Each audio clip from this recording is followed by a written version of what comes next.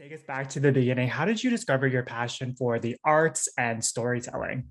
Yeah, I mean, I think for me, I always wanted to be a librarian when I was a kid, partly because of my mom. That was the place where she let us go wild.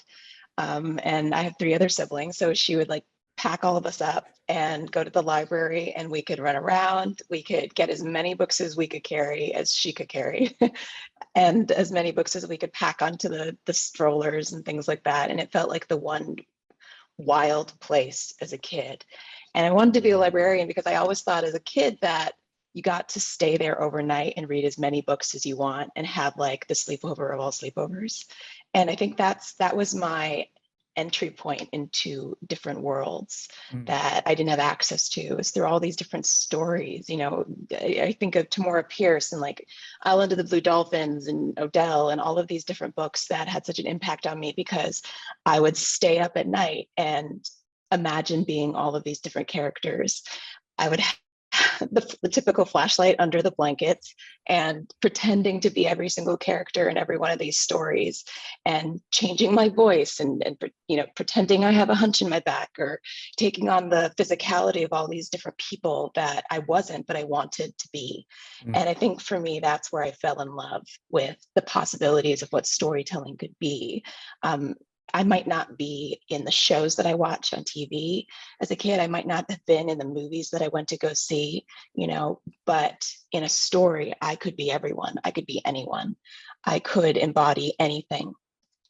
Beautifully said. That actually might be the answer to this next question. But when you look at your career as a whole, who or what has had the biggest influence, either personally or professionally? Yeah, I would say it would be, my mom gave me uh, the platform. She introduced me to the magic of libraries. Um, so I would give her a lot of that credit. And then I would also say my high school AP Lit teacher, his name is Mr. DeCamp, and he would do this thing every day we had class. He would I have books on my desk right now. He would pick up a book and he would read the first paragraph in the book, and that's all he would read. And then we would go on to class. But it would be like this moment outside of time where you would be taken into a world that an author spent years, if not decades, to craft for you. Just a little drop of a world. And he did it without any preamble, without any context. He would just read a paragraph from a book. And I'm sure not just only for me, but I'm sure there were hundreds of kids over the course of his years of doing this who were introduced to authors they would have never read, books that they would have never picked up because he did that. And um, I give him credit for introducing me also to like a different aspect of storytelling, which is like bringing people in, like drawing you into a world um, by any means necessary. And the way an author does it in a book is, by punctuation and alliteration and world building. And I think as a storyteller, I love to think that everything that I'm doing as an actor is bringing people into the world that I'm creating, whether it's with my voice or my body or my physical posture. Um, it's storytelling in the tiniest ways that draw people in, like he would with the various books that he introduced me to that way. In addition to the incredible work that you've done on screen, you also have a theater background. What would you say is the biggest lesson you've learned on the stage that you've been able to apply to your career on screen and vice versa? Yeah, I mean, I would say it's like a reverence for the written word. I think that um, in theater, because it is a slower process, um, there's like a maturation of the text that you're working off of, even though it can morph and change through collaboration and rehearsal and all of that. There's this weight that it has and this importance that that it's imbued with. And I think that's something that I bring to my work in TV and film, even though it moves a lot faster. I'm pouring over it like a drama, using the dramaturgy that I learned from theater into the work that I do, in TV and film. Like, why this word and not this word? Why does this character that I'm playing choose to use this kind of vocabulary? What are her limitations? What are her blind spots? How does she, in the way that she communicates with the world around her, the people around her, what does that show us about who this person is. So I think that's one of the things that I have brought from, you know, my work as a thespian. I think it's the dramaturgy and the ability to really like dig into the language and discover what it means in the most minute ways. You've had so much success already in your career. When you look back, is there a particular moment that stands out to you? I mean, I think it would be perhaps when, so I went to Duke and go Duke, and I studied political science and theater. And I remember having a conversation with my dad, who at the time I thought was really gung ho about me becoming a lawyer, you know, going that route. I was raised by very sweet, very protective, and affirming immigrant parents from West Africa. And so there are like, if you have any West African friends or any immigrant friends, you know, there are usually 5 professions that your parents have approved of. Acting is not one of them. So I kind of kept that part of my life hidden from them. And so I would do plays at Duke and things like that, but I would not highlight that to them. You know, I would tell them, hey, I got an A on my, you know, my pol sci paper. Isn't that great? Even while I just made, you know, I just wrote a play, you know, in my theater class, I wouldn't share that with them. And there was this one moment in my junior year when I was trying to figure out, like, do I go to law school or do I go to grad school for acting? Like, what do I do? And I remember I didn't tell them that I was applying for both. I applied both to law schools and grad school acting programs. But inevitably, I had to make a decision within a few months when I got acceptances and rejections. And I remember a conversation I had with my dad. I remember exactly where I was. I was in my dorm room, lying on my floor, like hugging my blanket as I'm talking to my dad, trying to tell him I might choose grad school for acting. And having a very casual conversation about other things, kind of like gearing up to this reveal. And I'm like, Dad, so that thing about law school. And he's like, oh, I'm so proud of you. I can't wait to tell people my daughter's in law school. And I was like, about that, I think I want to go to grad school for acting. Long pause. And I expected him to say like that, you know, what a waste, you know, you and me and your mom have sacrificed so much for you guys to you know, do all the things that we couldn't.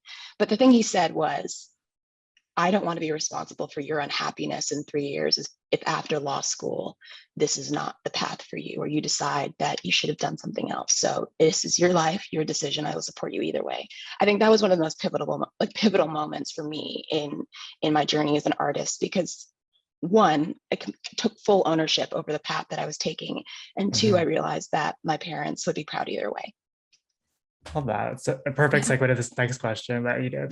This has been such an exciting week for you. You made Yeah. your debut in Star Trek, and you share that this is a childhood dream come true for you. What impact has this character had on you growing up, and what has it meant to you to get to share this moment with your friends and family? Oh my goodness, it's been incredible. Partly because, I mean, I watched interviews of Whoopi talking about Nichelle Nichols and how, you know, Nichols showed her, opened up this world to her where the future included her, people who looked Mm. like her. And like, Whoopi was my Nichelle. She was my Uhura. When I watched her as a kid, I was like, I belong in this genre. I could be in this genre, and I could be as cool and as effervescent as Whoopi. She belongs here, and she's depicting a future that includes us. And so I think, number one, it's very cathartic in that way to be a part of something that had such an impact on me as a kid. And then to, you know, have people in my family who are also fans of the show be like, wait, you were serious when you told us you were playing guy? It's like it's like a full circle moment, I think, for us. And this is such an interesting role because we know who your character is in the future, established beautifully by Whoopi Goldberg, like you said. Yeah. And you're in this unique position where you get to reintroduce this character in a really fresh and interesting way. What was your process like creating your own version of this character while also paying homage to what Whoopi's established? Absolutely. Well, like Whoopi gave me a picture of who this woman could become. And so my work was essentially deconstructing who this woman has to become in order Mm. to end up being a Whoopi. being Whoopi's Guinan. So a lot of the work that I did was, kind of rewatch all of her episodes again and try not to just binge season after season of TNG, but focus in on every episode where she talked about loss, every episode that she talked about a past pain, her history, and all of that. And then subtract 400 years from the amount of wisdom and grace that she has for her own story and the story of those around her. What does it look like to have, less maturity, but to the degree of 400 years? What does it look like to have more bitterness? What does it look like to have wisdom, replaced by, a sense of loneliness or fear? What does that look like on a 400-year removed Guinan? And so a lot of the work I did was stripping away a lot of the elements of, that I loved about Whoopi's Guinan, but still keeping true to some characteristics that I was like, I think this wouldn't change: her sense of humor, or her ability to not take herself so seriously, or, her mannerisms in some way, and I hope that fans of the show and people who are familiar with the role will see those moments and be able to tie both of our Guinans in the same world. Yeah, when we're introduced to your version of Guinan, you can feel the pain and kind of the disappointment towards the world. As an actress, how did you create the space for yourself to dive into kind of all of those emotions and that arc that we're going to see unfold? Well, I think that's, for me, how I came to the role. I didn't know it was Star Trek. Yeah. I didn't know the role was Guinan. All I knew it was a character, a woman who was disappointed and scared, and she didn't want to face another day of expecting something that wouldn't come. And I think that's not only something that I've experienced, but it's a universal experience for a lot of us, not just in the last few years that have been crazy in their own right, but at any point in our lives, we've come face to face with crushing disappointment or expectations that were not met. And I think for me, that's how I entered the world without knowing it was Star Trek. And so I think those are the stories that impact me the most. And to be able to play that role and be in that world kind of allows me to access a lot of those emotions and a lot of that experience that I've already had that is universally felt. And something that I love when I was researching about kind of your character and your collaboration with the cast and crew was how you made the bar authentic to yourself. Can you talk to us a little bit about that process? Sure. I mean, I think a lot of that had to do with Dave Blass and Leah Thompson, who invited me into that process, because that's not always the case. Sometimes as an actor, you get what you get, and you put yourself into the world and you do as much, you do the contorting that you do in your head to make it feel like it's yours, or make it feel like it's part of you. But the process on this show was anything but that. It was so collaborative. Leah, our director for this block, reached out to me and was like, hey, talk to me about what you see your bar looking like. Talk to me about, this part of the script. Do you have any issues with this? And they invited me into that process and really were so thoughtful about what it means to have a bar owned by a Black woman. What does that look like? How do we not make it look generic? How do we make it look very, very nuanced and thought through? And I mean, Dave knocked it out of the park. He and his team, they were just incredible. Like Christine, who did our wardrobe for this season, she snuck me into the bar earlier than I probably should have seen it. And I walked in and it was, all the lights were out and all of that. And I think it was the day before I was shooting.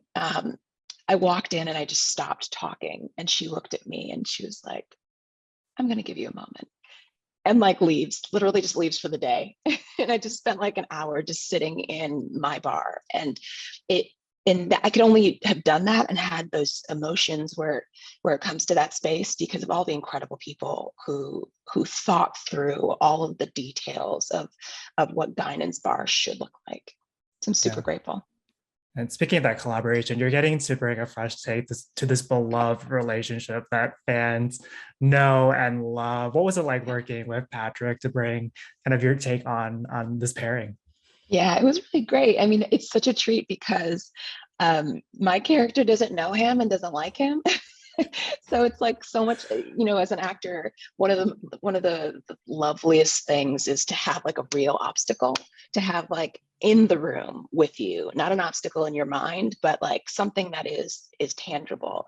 And Patrick was that for my character. He's this guy who won't leave. And what I love about him is that because he has all of the awareness and understanding of where our relationship will end up, he brings this like affability, this just endearing quality to the way he relates to my Guinan that just, I think, is just the seed in the ground for where we're going. It was such a joy to work with him. Like, it was such a fun, like, such a fun disparity between when we were off camera and we're like dishing and we're like talking, and then camera goes on, we're just like, okay, I guess I have to not like you again, and it's just great because it's like, off camera we are already where the characters are going to be, and on camera we get to play what the origin story of these characters are. Yeah. So I think for him, perhaps, he had mentioned to me, it's kind of cool to be able to go back, and to create this alternate timeline origin of these two people who care deeply about each other in the series.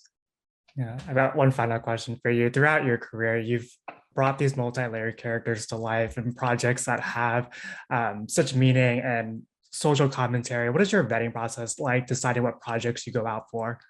Yeah, I mean, I think the vetting process is, does it impact me? Does it have some touch? Is there a touch point to me? It doesn't have to be something I've experienced, something I've done, a character I even know or I'm a fan of. But is there some aspect of their experience that I can identify, that I can step inside of and experience in a different way?